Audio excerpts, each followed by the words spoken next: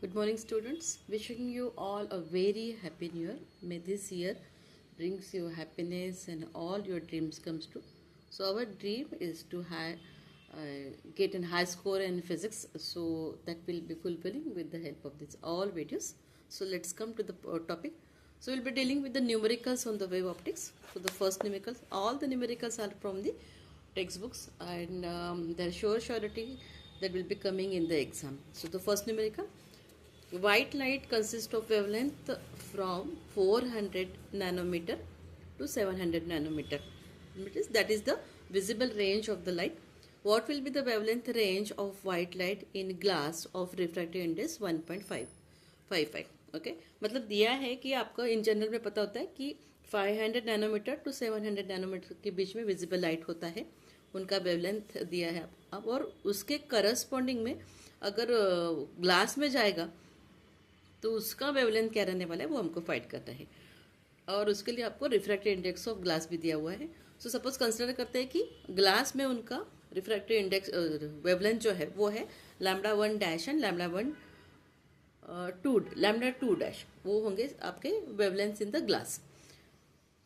अब हमारे पास में फॉर्मूला है related to the refractive index कि रिफ्रैक्टिव इंडेक्स होता है और दो वेवलेंथ्स होंगे. So that will be the relation और ratio of the two wavelengths will be giving the refractive index. तो सबसे पहला काम हम क्या करेंगे, ये है आपकी lambda 1 dash and lambda 2 dash will be the wavelength in the glass, और हमारे पास में पहला वाला पता है कि लैम्डा 1 है 400 नैनोमीटर, लैम्डा 2 इज 700 नैनोमीटर. अब नैनोमीटर को सबसे पहले आपका काम करना है, will be converting it into metre.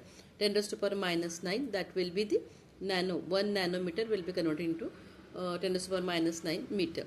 इसको ना भी कर दिए तब भी डायरेक्ट आपका आंसर आने वाला है, पर कभी कभी अगर उन्हें पूछ लिया कि मीटर में कितना है तो आपको कन्वर्शन करना जरूरी है. तो the refractive index will be lambda 1 upon lambda 1 dash, that was for the vacuum and this is for the glass. So उसमें से हम कंसिडर करेंगे तो lambda 1 dash will be equals to lambda 1 upon n.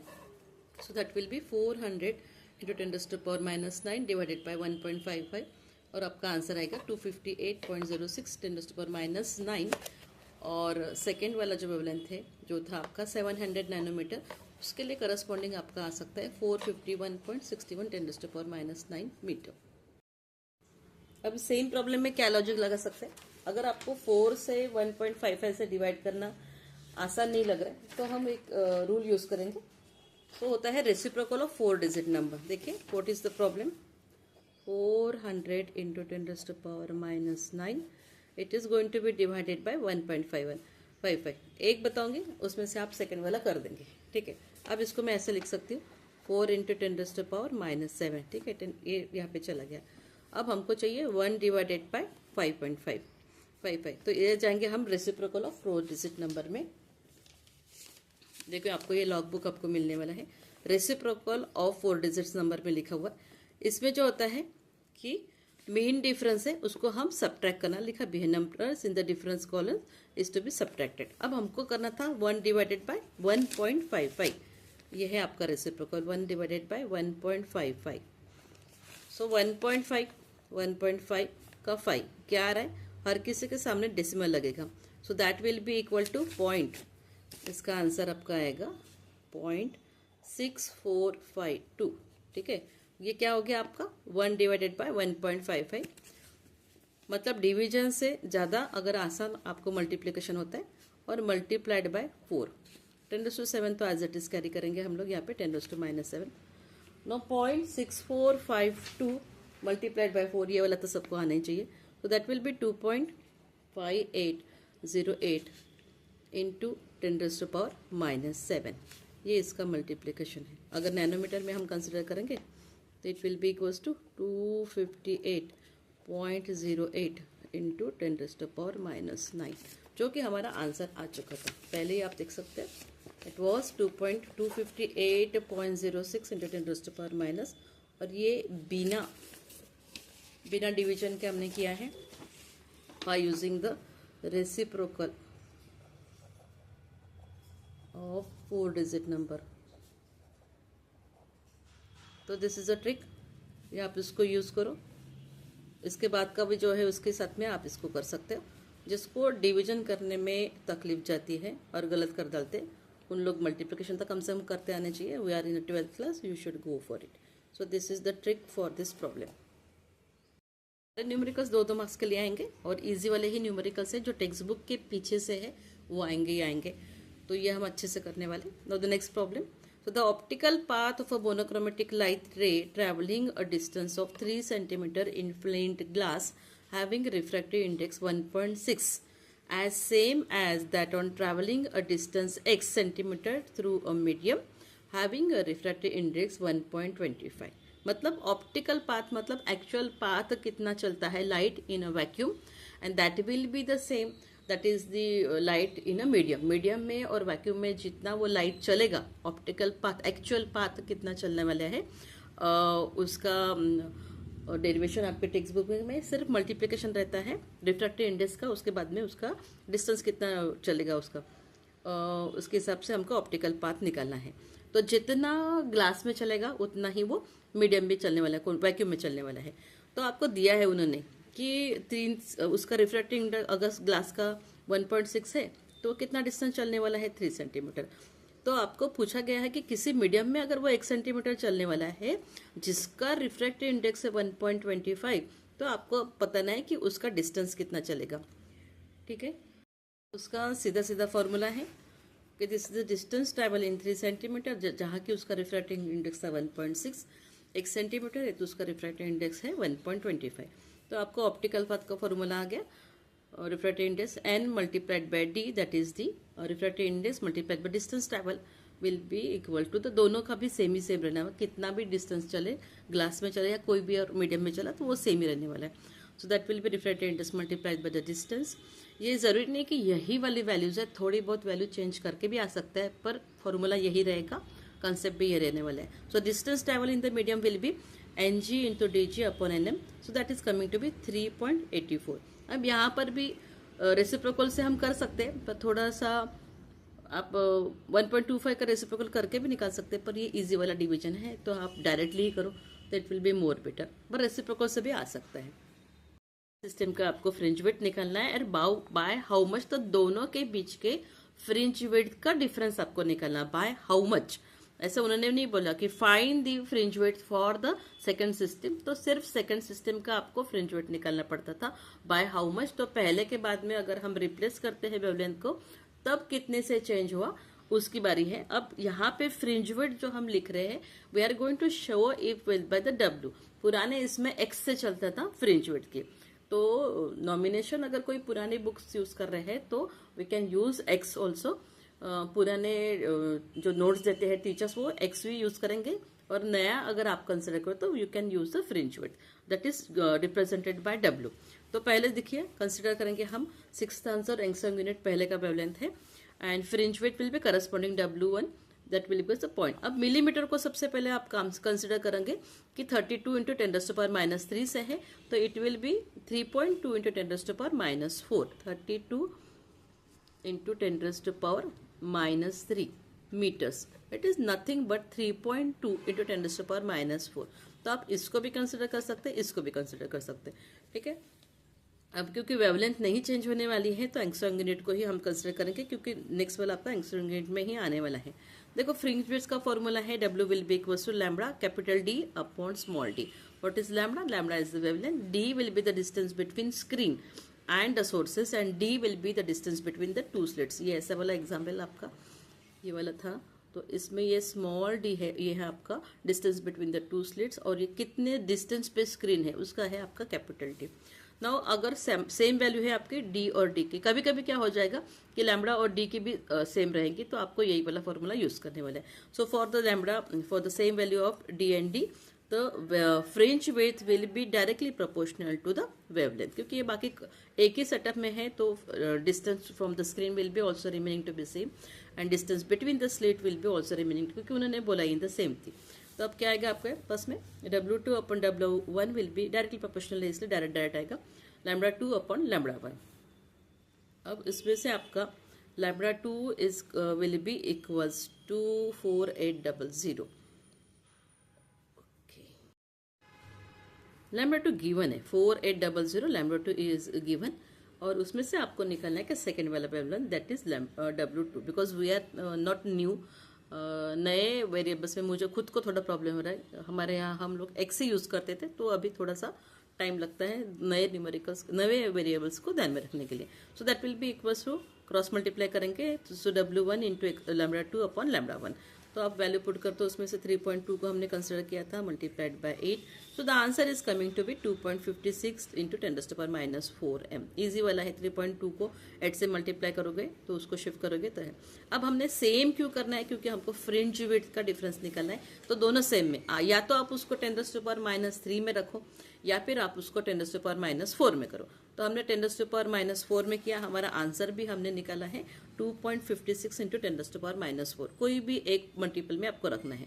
So the change in the fringe will be equals to 3.2 into 10⁻⁴, और इसको minus करेंगे तो answer आता है 10⁻⁴। अब जब आपको गिवन दिया था तब आपको आंसर था आपका मिलीमीटर में, तो आंसर हम कन्वर्ट करेंगे मिलीमीटर। जिसको कन्वर्शन समझ में नहीं आता वो मीटर में ही छोड़ दे। 3 मार्क्स का क्वेश्चन है, शुरू के एग्जाम में बहुत बार आया हुआ है। ध्यान में रखेंगे कि हमने सेकेंड टाइप का फ्रिंज विड्थ लिखी थी और उसके बाद में change in the fringe width है। Easy to understand and easy to answer. तो 3.2 माइनस 2.56, तो आंसर इज कमिंग। तो 3 मार्क्स का श्योर शॉर्ट क्वेश्चन है। अगर नहीं समझ में आया तो थोड़ा सा आप पीछे जाके वीडियो को पीछे करके आप कंसिडर कर सकते हो। इजी कंसेप्ट है और आएगा ही आएगा ये क्वेश्चन। पहला जो किया था इसके पीछे वाला क्वेश्चन, उसी का फॉर्मूला यहाँ पे यूज होगा। पहले उसमें हमने स्मॉल डी और कैपिटल डी को कांस्टेंट रखा था। स्मॉल डी मतलब distance between the slits was kept constant, और स्क्रीन का डिस्टेंस भी कांस्टेंट था। सिर्फ वेवलेंथ को कंसिडर चेंज करके हमने फ्रिंज विड्थ को करस्पॉन्डिंग क्या चेंज होता है वो कंसिडर करेंगे। इसमें वही फॉर्मूला का थोड़ी चीजें बदलेंगी कि इसमें वेवलेंथ और डी कांस्टेंट रहेगा। ठीक है। So in a biprism experiment, light of wavelength 5200 angstrom unit used to get an interference pattern on the screen। ठीक है, इतना वेवलेंथ है आपके पास में 5200 angstrom unit। now the fringe width changes by 1.3 millimeter। देखो अभी फ्रिंज विड्थ चेंज वाली, कितने से चेंज होने वाली फ्रिंज विड्थ, मतलब W जो है वो चेंज होने वाला है 1.3 मिलीमीटर से। कब? when the screen is moved towards the biprism by 50 centimetre. तो पहले का जो स्क्रीन होता उसमें से आपको 50 सेंट टूवर्ड्स द बाइप्रिज्म जाएगा। मतलब ये सपोज स्लिट है, उसके बाद में ये बाइप्रिज्म यहाँ पे रहने वाला है। ठीक है, अब आपकी स्क्रीन यहाँ पर कहीं तो भी रहती है। सो इतना डिस्टेंस आपका रहता है, ये स्मॉल डी से लेके यहाँ पे, ये आपका डी है और ये है स्मॉल डिस्टेंस डी। आप क्या करेंगे, ये वाली इसमें कंडीशन में स्क्रीन को हम मूव करने वाले इतने, कितने से डिस्टेंस से आप स्क्रीन को मूव करने वाले 50 सेंटीमीटर से, मतलब 0.5 मीटर से हम उसको शिफ्ट करेंगे। Then so if the screen is move towards the biprism by 50 centimeter, find the distance between the two virtual images. अगर हम स्क्रीन को इधर लेके जाएंगे तो ये इसमें क्या फर्क पड़ने वाला वो हमको फाइंड करना है। ठीक है, तो गिवन है आपका lambda will be 5200 angstrom unit, उसको हम कंसिडर करके कन्वर्ट कर देंगे in the meter. 10⁻10 meter, centimeter होगा तो 10⁻8। बहुत बार बता चुकी हूँ, आप ध्यान में रखो। सो the change in the fringe width, fringe width कितने से चला होता है आपके, हमने यहाँ पे अंडरलाइन करके भी लिखा था 1.3 मिलीमीटर से आपका फ्रिंज विड्थ चेंज होने वाला है। So 1.3 millimeter, so 1.3 into 10⁻³ meters, obviously converting the millimeter to the meter. अब उसी के हिसाब से हमने बोला था स्क्रीन कितने, अगर हम स्क्रीन को इधर शिफ्ट करेंगे तो आपका डी भी चेंज होने वाला है। So D1 minus D2 will be equal to, what is the difference, 50 centimeter से है and 0.5 meter, this is the new आपका चेंजेस है। तो करस्पॉन्डिंग आपका डिस्टेंस बिटवीन द स्लिट्स कितना, स्लिट का सेपरेशन कितना आएगा वो हमको फाइंड करना है। फ्रिंज विड्थ का फॉर्मूला है W विल बी, देखो मैंने यहाँ पे X भी लिखा था, शुरू से दिमाग में X है। So W will be equal to lambda D upon D। अब क्या कंसिडर करेंगे कि स्क्रीन का डिस्टेंस, स्क्रीन का डिस्टेंस तो चेंज होने वाला है, wavelength will be same and d we are going to be find over here. ठीक है, डी ओके, डी तो निकालना है हमको, सिर्फ आपका वेवलेंथ रिमेन्स द सेम चाहिए। यहाँ पे wavelength remains the same. So the distance will be λ1 minus W1 minus W2 will be equal to lambda by d D1 minus D2। ठीक है, इसको क्रॉस मल्टीप्लाई करेंगे, wavelength D1 minus D2 upon W1 minus W2, 5.2 into 10⁻³ multiplied by कितने से distance का screen का distance change हुआ था, और 1.3। तो ईजी वाला है। 1.3 को 4 से मल्टीप्लाई करोगे तो आपका 5.2 वाला आएगा। और आंसर ये भी बहुत बनाया हुआ क्वेश्चन है, क्योंकि इसमें कोई भी कैलकुलेशन नहीं है। मतलब सिर्फ 5.2 को 1.3 से डिवाइड करना है, दैट इज़ 4। और तो ये भी 2 मार्क्स के लिए या फिर 3 मार्क्स के आने वाला शॉर्ट क्वेश्चन है। ध्यान में रखेंगे कि वेवलेंथ रहेगा सेम, और ये होगा आपका जो आपका क्या कहते हैं, एक्सपेरिमेंट में हमने क्या क्या चेंजेस किया। स्क्रीन को आगे बढ़ा दिया तो स्लिट का डिस्टेंस कितना है, ये आने वाला क्वेश्चन है। ठीक है, अच्छे से करो, क्योंकि न्यूमेरिकल्स टेक्स्ट बुक के पीछे से थोड़े से क्लमजी होते तो वो आते नहीं, पर ये थोड़े से इजी है तो ये आने के चांसेस ज़्यादा है। थेरी भी आएगी इसमें, पर अगर न्यूमेरिकल्स अच्छे से आता है। न्यूमेरिकल का कैसा होता है कि थोड़ी सी सिर्फ वैल्यू चेंज हो गए, अदरवाइज तो आपको पैटर्न चेंज सेम है, फॉर्मूला है तो आपको निकाल सकते हो। और ज़्यादातर कोशिश यही होती है कि सॉल्व न्यूमेरिकल्स आएंगे या फिर टेक्स्ट बुक के पीछे से न्यूमेरिकल्स आएंगे, तो आप इसको अच्छे से करो तो इसकी गारंटी ज़्यादा है। अब ये है Fraunhofer of a diffraction by narrow slit a screen is spread at a distance 2 meter from the lens. अभी वो स्मॉल डी वाला नहीं है, ये Fraunhofer of a diffraction pattern का डायग्राम है। तो इसमें फॉर्मूला आपको डायरेक्टली मिला है, टेक्स्ट बुक में लिखा है, that is y n d will be equals to n lambda d upon d. वही वाला थोड़ा सा है, बस इसमें एन डी मतलब distance for the dark fringes and distance for the first minima यहाँ पे करते हैं हम लोग डिफ्रैक्शन में। वहाँ पे हम लोग ब्राइट फ्रिंजेस, डार्क फ्रिंजेस, ये मिनिमा मैक्सिमा चलेगा। नो अभी यहाँ पे कहाँ पे कितने डिस्टेंस पे स्क्रीन रखी है, 2 मीटर पे। ऑब्वियसली स्क्रीन का डिस्टेंस मतलब कैपिटल डी ही आएगा। Now if the slit width is 0.2 mm and the first minima, ये डिफ्रैक्शन पैटर्न वाला फॉर्मूला ऐसे आपका होगा, फ्रॉन ऑफ अ डिफ्रैक्शन। यहाँ पे है डिस्टेंस बिटवीन द स्लीट, यहाँ पे डी जो हम लोग स्लीट्स का डिस्टेंस था वहाँ पे ए लिखा है, ए। ठीक है, और ये होगा आपका first minima, this is angle separation theta, ये करस्पॉन्डिंग होता है। और वी आर गेटिंग दी ये स्क्रीन पे डिस्टेंस आपका, तो स्क्रीन वाला तो सेम ही रहेगा जैसे हमने पहले किया था डबल स्लिट में। फर्स्ट मिनिमा यहाँ पे फर्स्ट मिनिमा ये होगा आपका सेंट्रल ब्राइट बैंड रहेगा, फर्स्ट मिनिमा मैक्सिमा। तो सिर्फ ध्यान में पहले जब हम लोग डबल स्लिट में हम स्मॉल डी लगते हैं, small D will be replace by A here, बाकी सेम ही रहने वाला है। अभी अपने डायग्राम में देख लिया कि क्या है। सो if the slit width is 0.2 mm, ठीक है, तो ये बनेगा ए, जैसे पहले में स्मॉल डी था ये बन जाएगा small a. And the first minima are 5 millimeter on the either side of the central maximum. बताया था अभी के एग्जाम में आपने कि सेंट्रल मैक्सिमम रहता है और मिनिमा उसका आइदर साइड में रहेगा।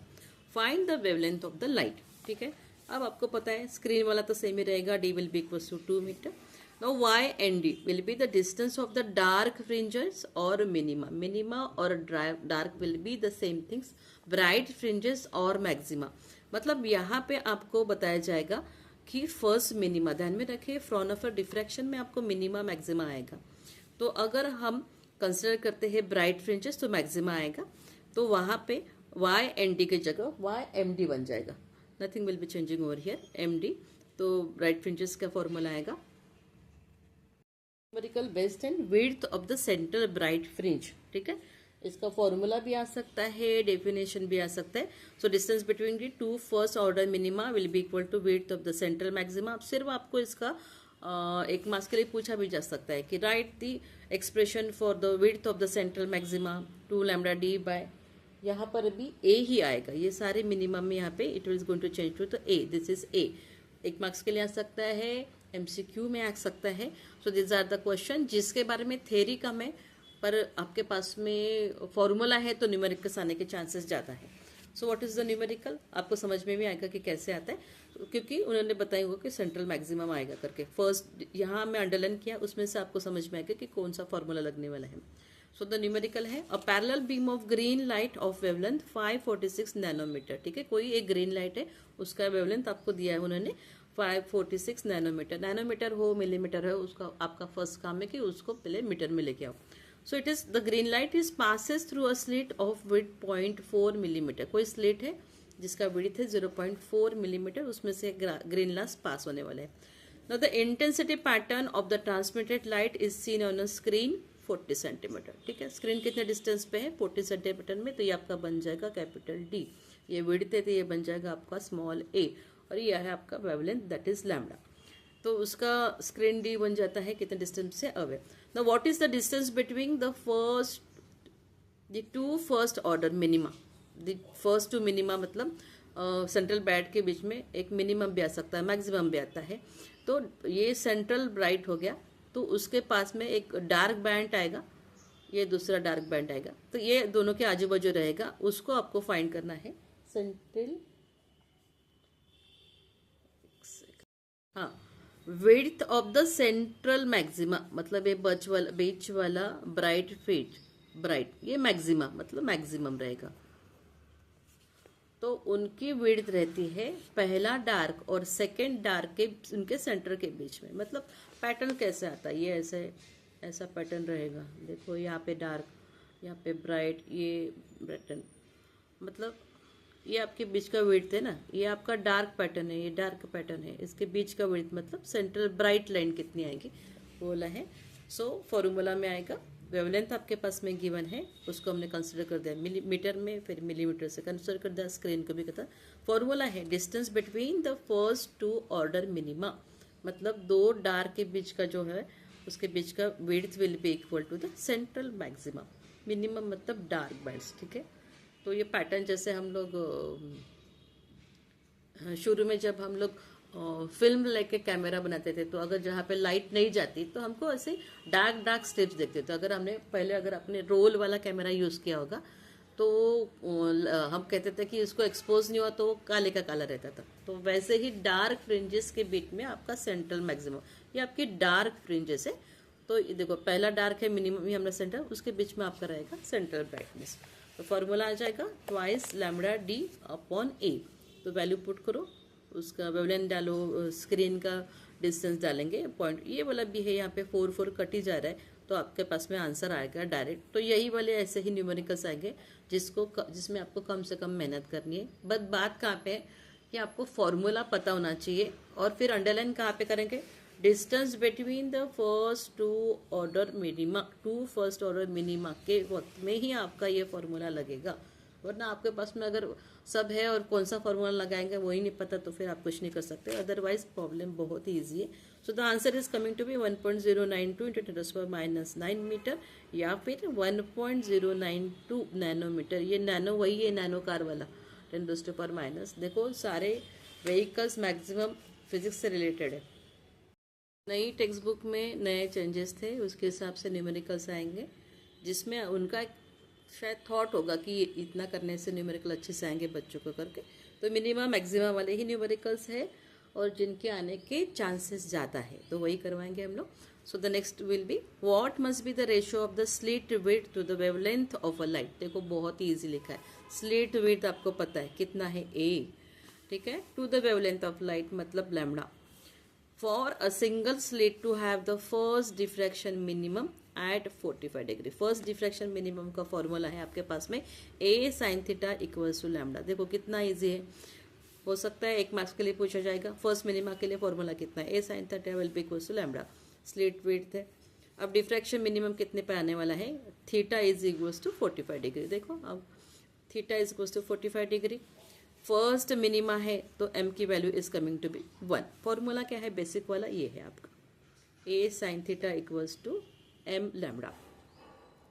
मिनिमा है इसलिए आपका m रहेगा, otherwise it will be n, ठीक है। तो a sine theta will be equals to m lambda, so that is the wavelength. So first minima will be equal to a sine theta equals to lambda. Formula क्या चाहिए हमको, ratio of the slit width to the wavelength. So a lambda, a by lambda, not a lambda, a by lambda will be equals to 1 upon sine theta. So sine theta कितना है आपका,